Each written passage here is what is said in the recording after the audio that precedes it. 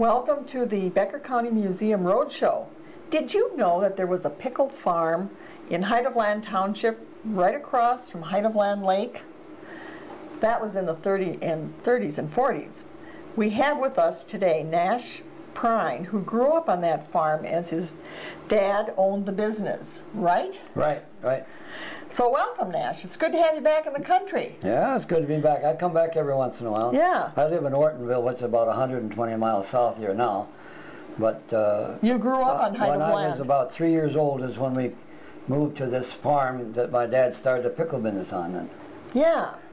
And so, let's see, 1930 you moved here, and 1933 your dad wanted to get a healthy pickle recipe. What did he want to do with this healthy pickle recipe? Well, he just wanted to have it for starting with, but then when he sampled it out around, they said you got to sell these to health food stores or anybody that would want them, and the restaurants, they started thinking we want it for our restaurants.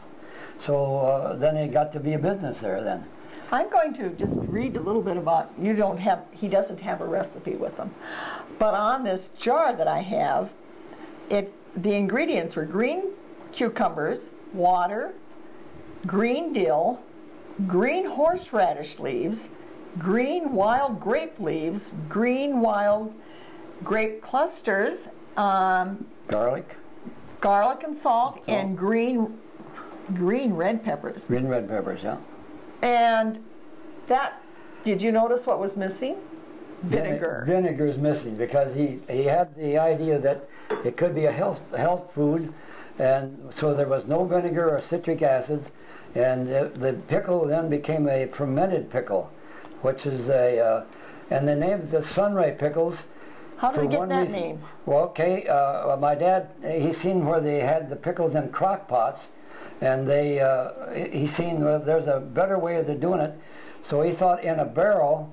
So he got the 55-gallon barrel, and he had where the bunghole is in the side of the barrel. He put a cork on that had a hole through the cork, and it was tapered, so it would go down in the bunghole and tapered up for a gallon jug.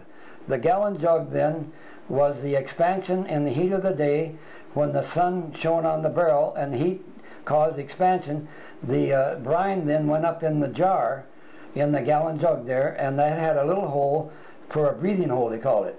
So anyway, when that was in the heat of the day, that brine went up, almost filled up the jug there top, but then at night it cooled off and went down.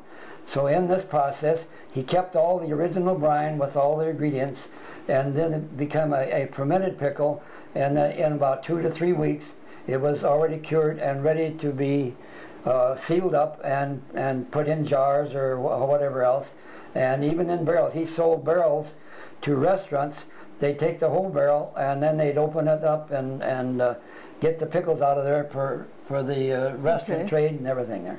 Now, he got a patent on that too, Yeah, we got it patented, yeah. Is it still a patent? Yeah, nobody could make them the same way. Okay, are you making money on that? No, our business went out when we had a fire, and at 1 year we had 1,000 barrels.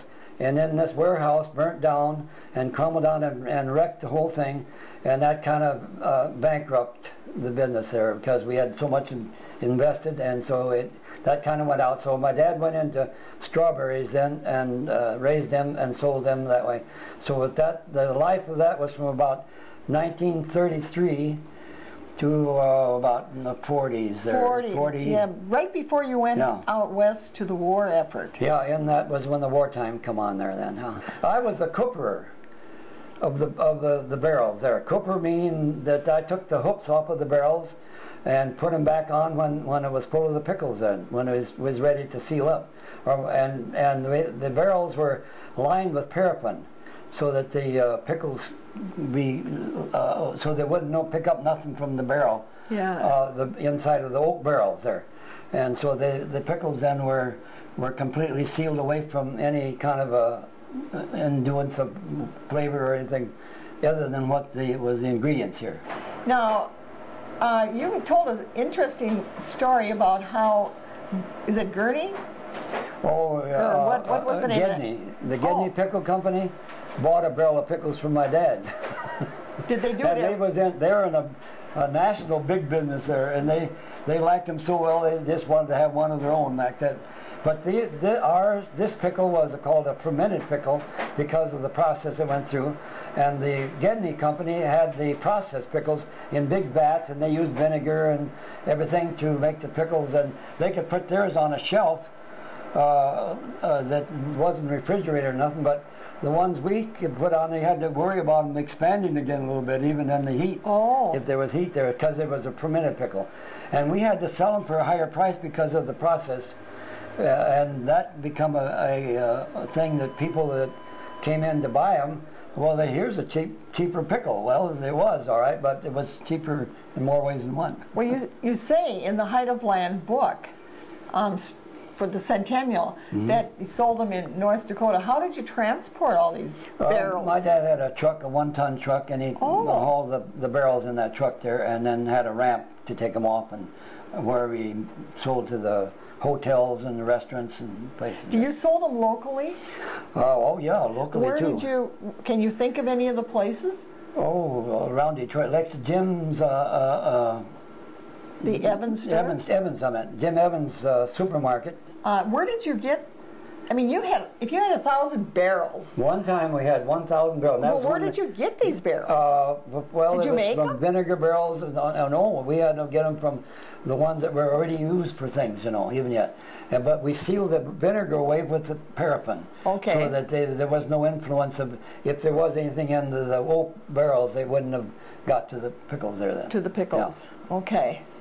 That's. But we bought new ones too that they made them. I think even in Burgess they made barrels. Oh, sure. There was a barrel company in Burgess that made those, 30-gallon, 50-gallon barrels too. Yeah. Well, who picked all these cucumbers? Okay, they're not just our family, but there was my dad went over to Moorhead, where the Mexicans were weeding onions or things over there, and that got over with, and so he had them come over, and they stayed in a couple of farms around Hythaland Lake where we was there, and so they were our business picking the cucumbers then. When they picked the cucumbers and brought them in, and we went with trucks out. How many acres did you?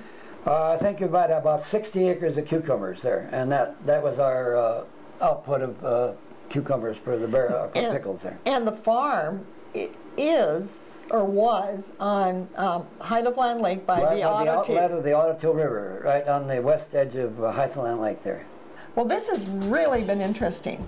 Thank you for sharing with us. Yeah, you're welcome. I've been waiting to hear it from the pickle man himself. Right, I'm a survivor, I guess you might say, from 1930s. Right. It's from eating those healthy. I was 81 last year on August 26th. It's from eating all those healthy. Yeah, hey, maybe it contributed to that from those years. Yeah. So thank you, and thank you for joining us in the story of the Sunray Pickle. Sunray Pickle business.